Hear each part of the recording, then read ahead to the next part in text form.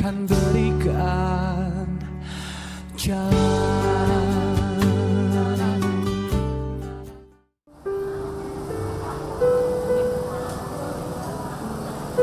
Pasar Murti Gading, Kabupaten Bantul, Yogyakarta inilah harapan terakhir Saryem. Bila Fatah berjualan dengan menawarkan kue dari rumah ke rumah, Saryem hanya bisa duduk sambil menunggu calon pembelinya seperti ini. Bukannya ia tak mau berusaha berkeliling. Sakit di kakinya membuat dirinya tak lagi bisa berjalan lama. Apalagi belakangan, Saryem juga sering terjatuh.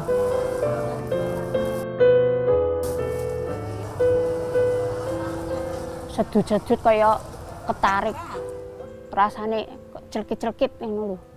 Rasane nek kecapean itu.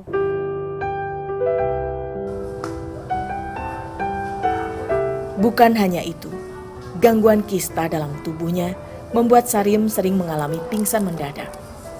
Apalagi bila ia terlalu lelah bekerja.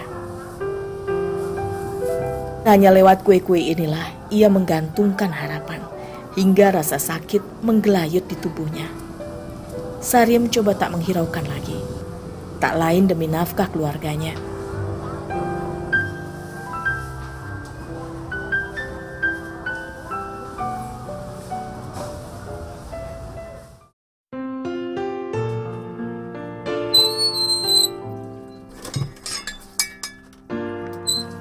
Meski lelah belum lagi hilang, Fatah tak segan-segan membantu beberapa pekerjaan di rumah.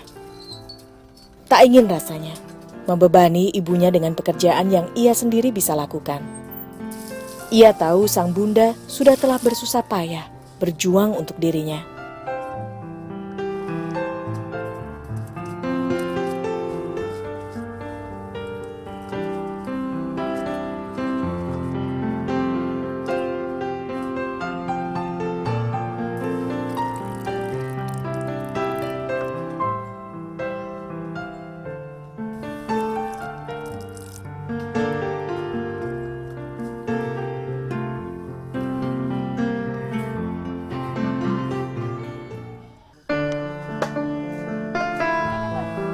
Bagaimanapun Fatah tetaplah seorang bocah.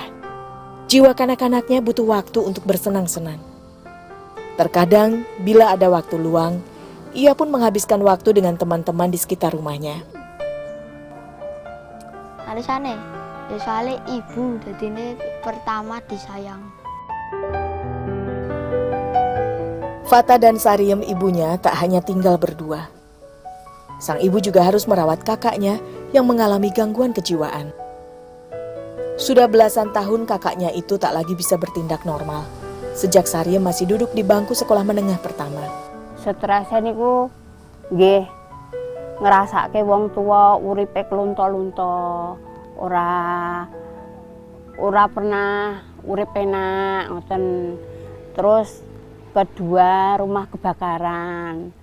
Terus nika ajeng nikah gagal.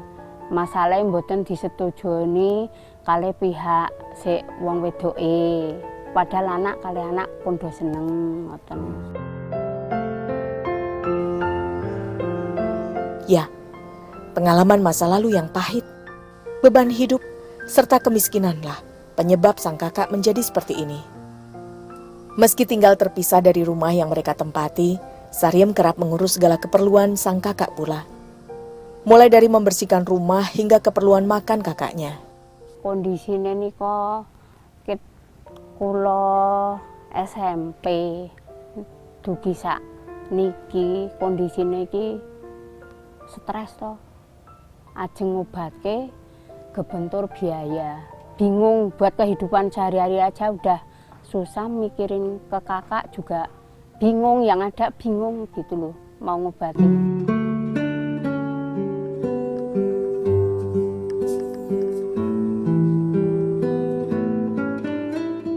Makanan yang Saryem berikan pun seringkali mengalami penolakan sang kakak. Namun dengan segala perhatian dan kasih sayangnya, Saryem tetap tak pernah menyerah. Bagaimanapun kondisi prihatin sang kakak, tetap ia anggap sebagai anugerah dari Yang Kuasa. Kiranya beban ini menjadi ujian dan penghapus dosa bagi keluarganya. Aku jalan ini tak bateran kok. Lah Jakarta warmu. Warmu ke Jakarta. Omah kok kejar-kejar. Kejar. Apa omah kok dikejar-kejar? Ngoceh-ngoceh mawon. Ngoten. Tapi nek anu misalnya diparingi maem, nek ora anu nggih disebari. Lawe niku sik paling banter ki tahu tempe, terong ngoten lho.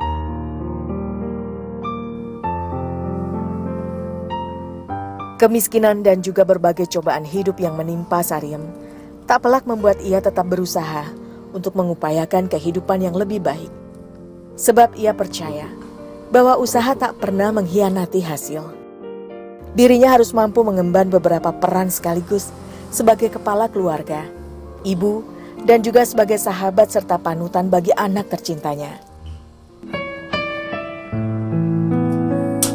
Demi kesembuhan atas penyakit yang ia derita 5 tahun belakangan ini, Sariem hanya bisa mengupayakan ramuan sederhana yang mudah ia dapatkan. Rebusan daun sirsak inilah yang Sariem kerap pilih. Selain gampang mengolahnya, cara ini juga ramah di kantongnya. Ia beruntung, masih banyak tetangga yang berbaik hati memberikan Sariem daun-daun sirsak ini secara cuma-cuma. Nek misalke kroso kula metik nang kebun, jaluk tonggo, kula rebus, diminum ping 3 esuk awan kalih nek ajeng turu bengi. Daun yang ia pilih adalah daun yang tidak terlalu muda, namun tidak pula tua. Alasannya karena pada fase ini, kandungan zat baik di dalamnya cukup banyak. Daun-daun sirsak muda ini cukup Sariem rebus dalam air mendidih, hingga sarinya bisa keluar dan meresap dalam air panas.